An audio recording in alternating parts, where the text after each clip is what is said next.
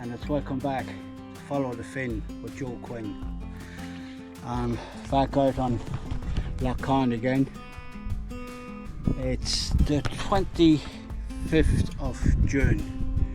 I haven't been on Conn in it was early May, mid-May. I was away for almost 2 weeks, and since I came back, what I'm hearing is the fishing is slow enough. We reasonably hot weather, the water temperature is high, and it's just Conn is fishing a bit slower from what I hear.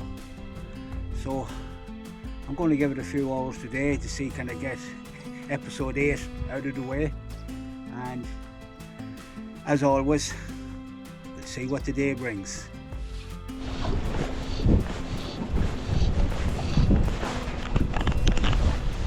Well, it's fabulous conditions for fishing wet flies.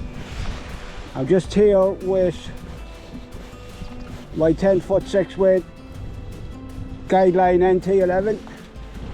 I've pulled in just above Windmore Point, so I'm fishing a team of wet flies. It's lovely conditions for wet fly fishing now, I have to say. So I'm doing a drift down here towards Windmore Point. I'm in fairly shallow, so I'm just hoping to cover just where the drop off is, and we'll see what happens.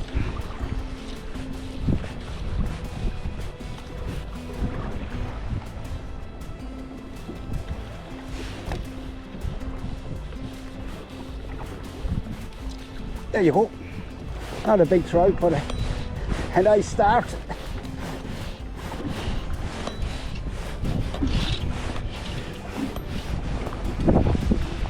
Typical little Lough Conn briny.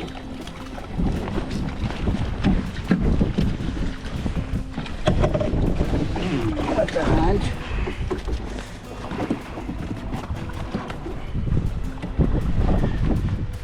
Took a kind of a green octopus. I will post the flies at the end of this, but look, there you go. Lovely little Lough Conn briny. Off you go. So this is how I fish my wet fly setup. I will have a level leader of fluorocarbon, possibly 20 to 22 feet.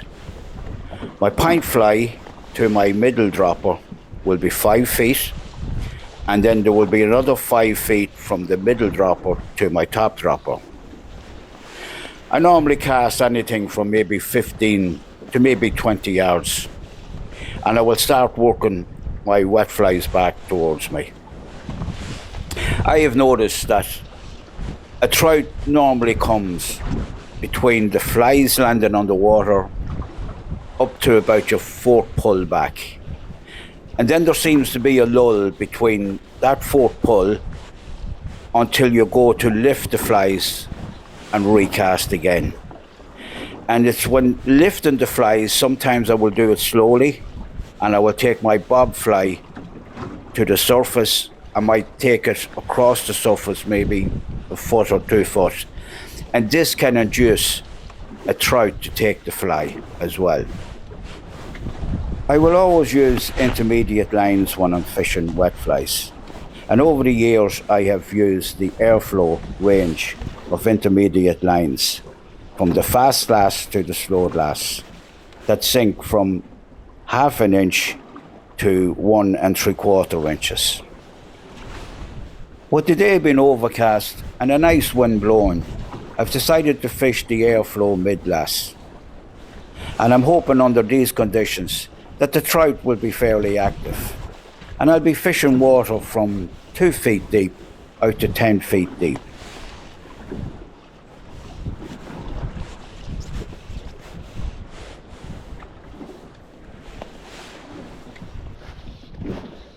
Come up here the wreck, won't you, just to see now the wind's blowing into it, which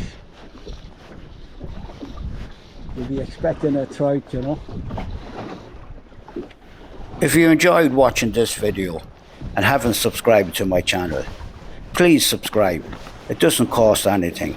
but it will help my channel grow. And if you're a returning subscriber or viewer, thanks very much for watching. It's much appreciated. And don't forget to hit that notification bell that will notify you whenever I upload any content.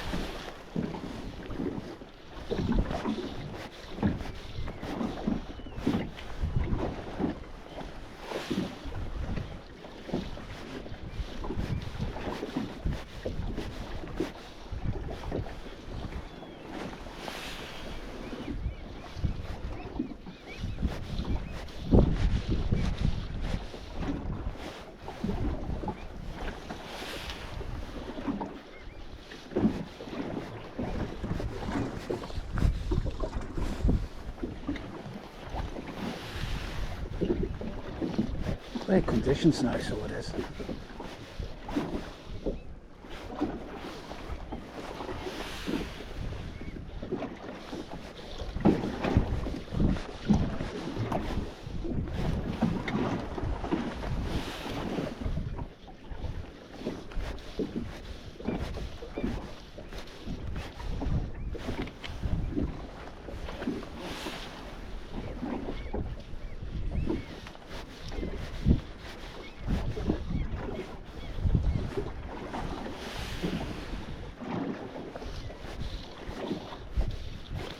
Oh, what a lovely trout!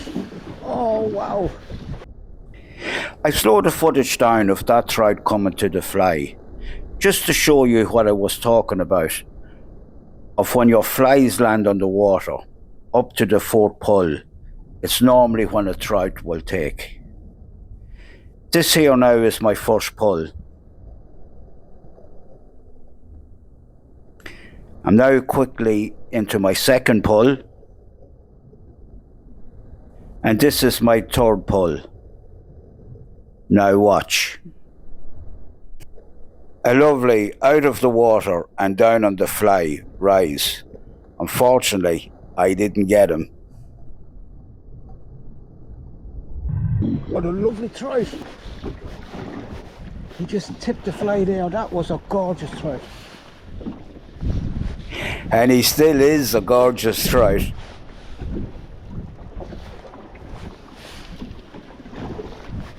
Up and down on the fly.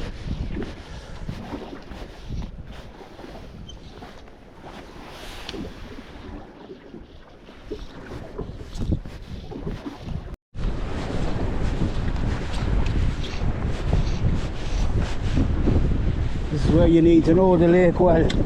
See them big stones there in front of me.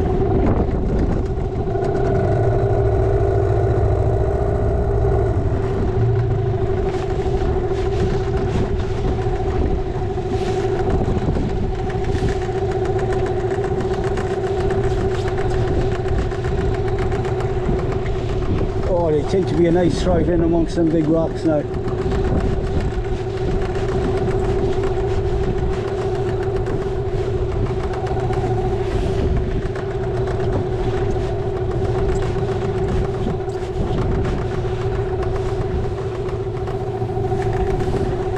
See how clear the water is. You can see another stone there, a big stone.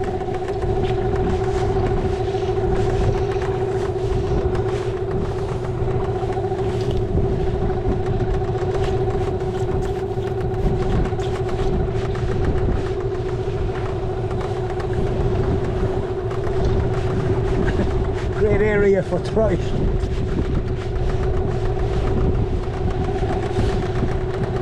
Doesn't seem to be the day now.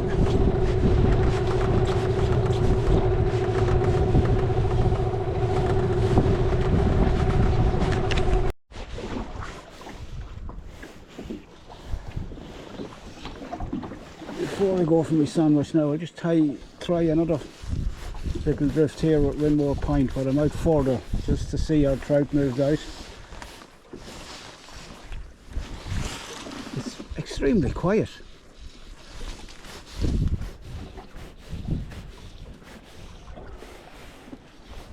Hey, I'm after seeing a trout down in front of me. He's 70 yards down. I don't know, did he rise or just splash? It's good to see now.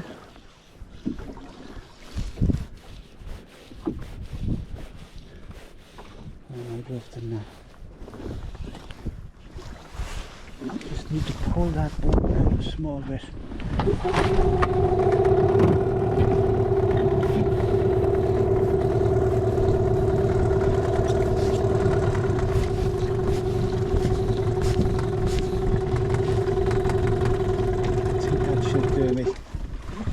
Like it's about 3:15 now. I'm out since 1 o'clock and just extremely quiet. But I always, Rinmore Point's probably one of my favourite spots, as it always holds trout. As I said, that trout showed maybe 70 yards down from me, but you nearly want to be on them straight away. But I'm going to set up a single dry sedge now after I have my sandwich and see.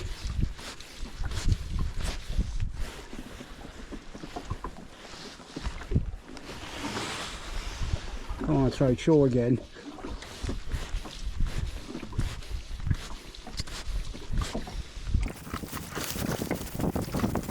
The reason I moved the boat back there was because I'm on my own in the boat and I'm sitting down beside the engine, my boat will drift slightly to the bow. So to get over that trout that I seen down below me, I moved the boat back, knowing that when I get near the area, the trout should be out in front of me.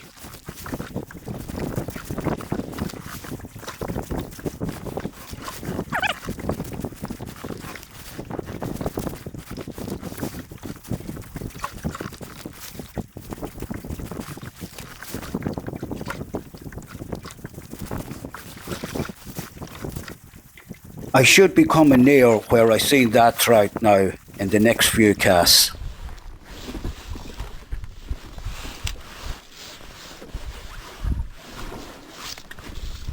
And as you can see here, I'm still searching from left to right.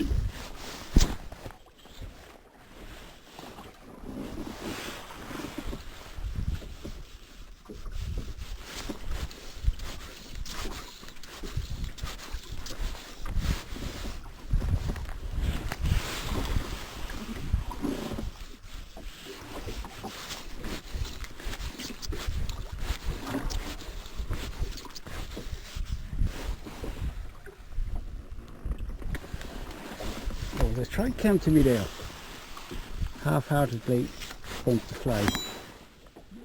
Chopped up her up. There you go.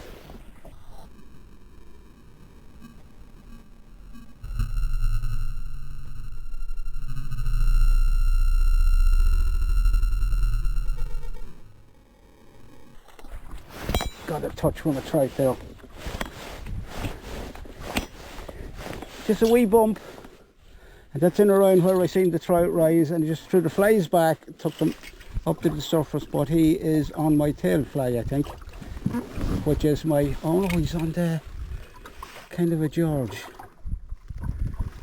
Well, that was worth that. Now that could be the trout that I seen rise.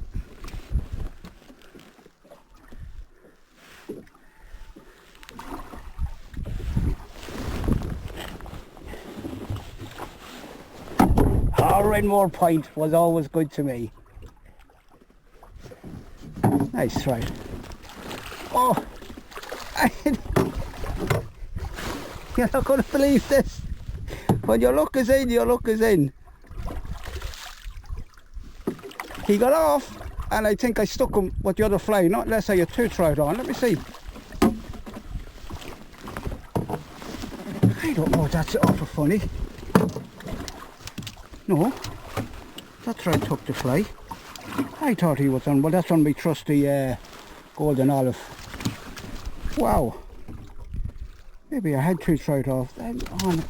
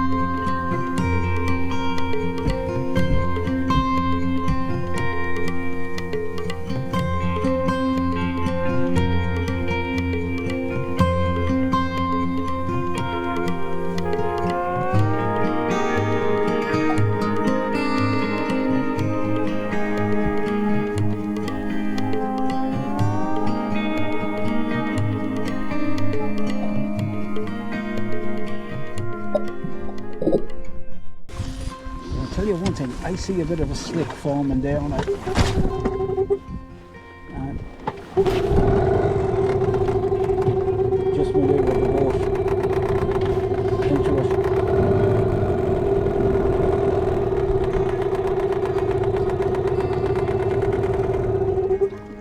Just feel it there now. There's a bit of a pattern there on the water, like a calm line, slick we call them, and it can be a magnet for trout. Seem to come up it and just feed along it, like, you know. So just to explain this in more detail, I'm in out of the wind. The wind is actually blowing about 25 kilometres, gusting to 40, and I'm inside Rinmore Point. I have a 9-foot 5 weight fly rod set up with just a single sedge on it. And I noticed this slick starting to form. If you ever see a slick like this in the lake, my advice to you is to get into it and fish it, because I had some fabulous days fishing slicks. I've caught trout on spent mayfly when spent were going out in a slick. I've got them on dry sedges, and I've even got them fishing a team of sedge pupae, figure of 8 back. For some reason, a slick, no matter where it is on the lake, will hold trout that are willing to feed on this wind lane. But unfortunately today, I never seen one trout, and that slick only lasted about 5 minutes. The wind had swung round to the west, and I decided to go back onto the wets. Back on the wets. I think I see the trout move away down there. Maybe don't think hold fast. Wind's getting up again.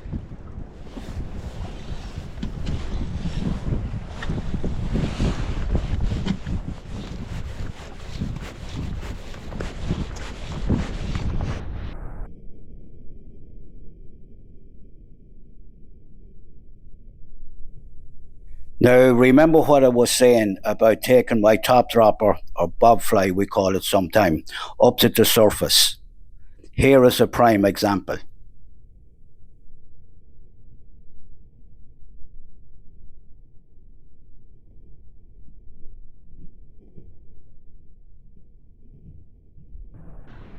Oh, pinch here. I did see a trout.